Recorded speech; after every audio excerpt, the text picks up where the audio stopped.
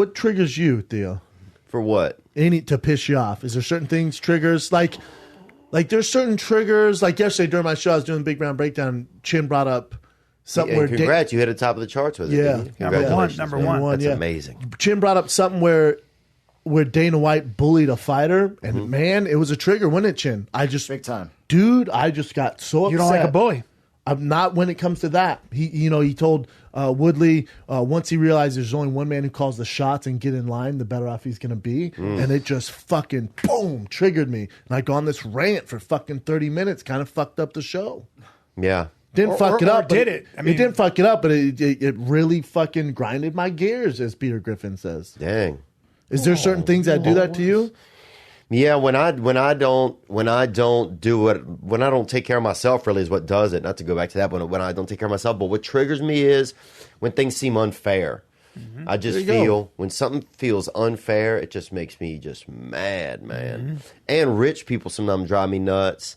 That just if their hair looks really, really nice, or if their skin looks like their skin is never seen. Yeah, even the wind. Like even as a child, they had people standing out in front of them just blocking the wind you off hate of that them. I know what you mean by that. It just makes me mad. It just makes me mad. Is it because they're not aware of how other people live and how hard it is for some people? Yeah. And when I see deadbeat dads, that makes me mad. That'd be number one for me.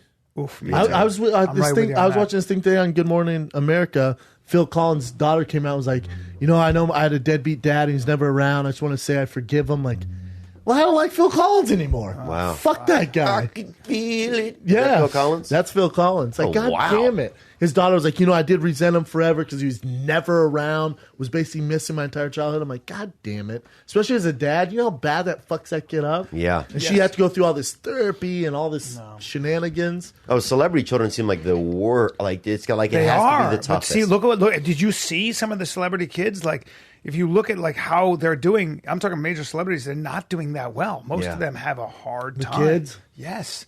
Kids are tough because the expectations. I'll tell you, the kids that do well, and again, it just depends, but now in the NFL and the NBA, most of them, it's like 85% have a relative who played professional sports. Wow. Yeah. There's it's in their genes. Like, especially now, it's like 85% have some sort of connection to a relative who was also a professional athlete. Yeah, I think that what happens is with they did a documentary called Rich Kids, I think it's called, and they took the kids from the richest families.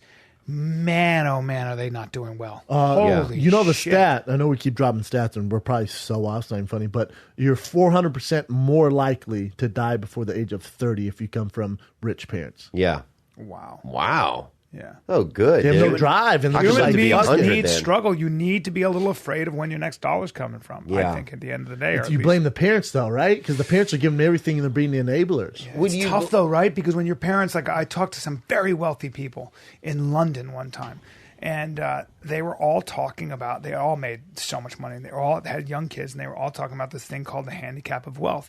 And the conversation at the table for 2 hours was, how do we get our kids to not be victims of the fact that we have made all this money and got to make them work? Yeah. Got to make them work. Jerry Seinfeld talks about it. He said his daughter goes, you got to make them work. Like, most of them, they don't work because the parents have so much money. Like, why the fuck do I work? Just pay me an allowance.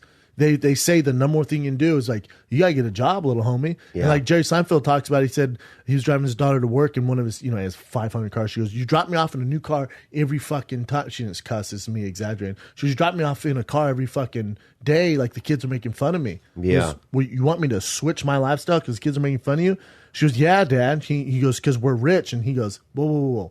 I'm rich. You got to go make your own shit. Yeah. Like, I'm rich. Don't get it twisted. As soon as you turn 16, you got to figure some shit out. So Rockefeller told his kids, he had so much money. He goes, here's the deal, guys. Who's Rockefeller? Rockefeller, Rich, one of the richest American families. Is it Larry Rockefeller? One of the richest American families.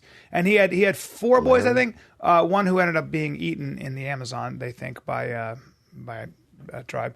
But he said to all of them, he said, Outdoor brothers, if you got to say it. No, they were Indians. They were not. They were. My bad. Yeah, outdoor Aborigines. And he said to all of his sons and his children, he said, "Here's the good news. You're rich. Here's the bad news. you have a big responsibility to change the world. There are no excuses now. Since you don't have to worry about making ends meet, you will now go on to be a governor. One of his sons is a governor. Another son went off to be a huge anthropologist until he lost his life on an exploratory mission. Another one, so he held them to such a high standard, which is with wealth comes great responsibility. You better make an impact on the world.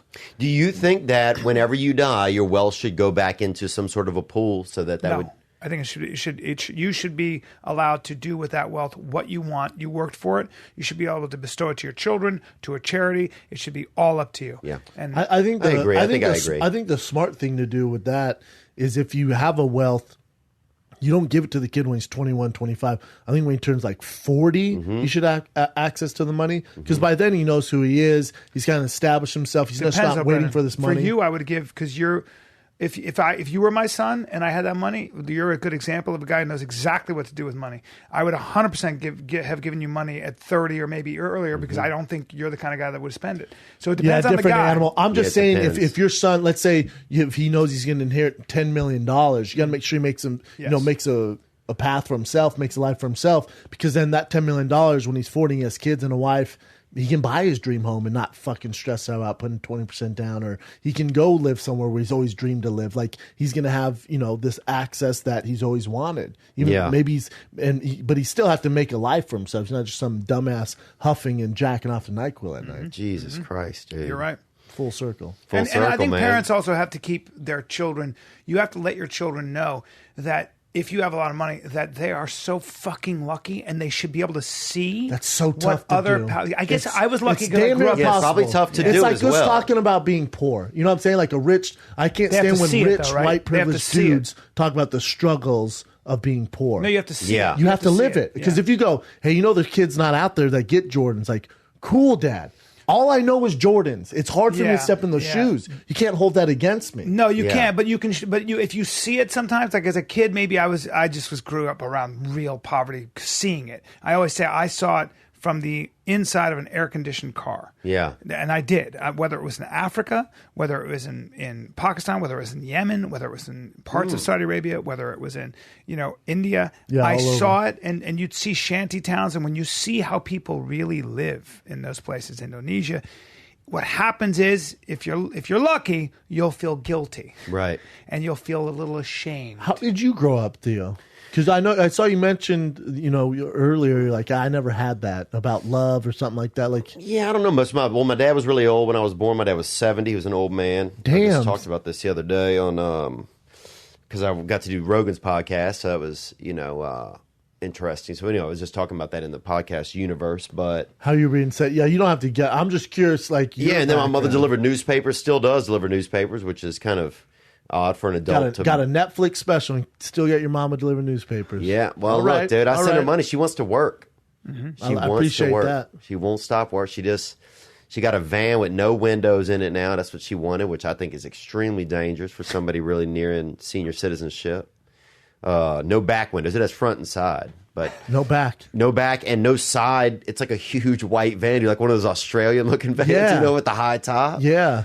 She's a thug, dude. And she delivers newspapers out of that, and that's how she makes her living. Got a right arm on her, bro. She could whip your Tom Brady ass, newspaper, dude. yeah. Oh, she'll whip the classifieds into your ass, bro. And are you close with your mama? Yeah, we're pretty close. I always thought I was like a daddy's boy, I guess, because I didn't have my dad. So it was like this dream in my head, but I'm realizing I'm more of like a mama's boy. Yeah, because your dad was absent. Is it because he was older and passed away? Yeah, he just got old, man. He was just doing old shit. He used to rest a lot, and when you were 21, he'd been 91. Yeah. How old was he when he? We used to pretend he was a fire. I remember sitting around him and we would just put our hands on him while he was resting and pretend he was a fire, because that was how he could play with us. Like as a kid, you use adults for, I guess, what you could imagine them being. Yeah. So we pretended he was a furnace, or we pretended he was we couldn't touch him. That was like one of the games. Couldn't touch him, and we would get real close. That's so bizarre. And he passed away at what age? 86. He was 86 so years old. So he was 16 when he passed away. Yeah. And he was a neat man. I was supposed to got to know him better, I know, that sucks. Is 16, you really don't appreciate it. Yeah, you're not getting into it. You still learn a lot of stuff, but I remember I learned a shitload from my dad from like 18 to like 25, when you think you're a grown up, you get kind of in the real world and you're dealing with some real issues. That's where your dad comes into play. Your dad was very, very involved in both of your lives. Hands on, discipline, That's everything. awesome. Yeah. I'll tell you this right now. Yeah. Watch your tone. Okay. What's going to happen? What are you going to do? Use some of that boxing you've been doing? Don't you fucking disrespect.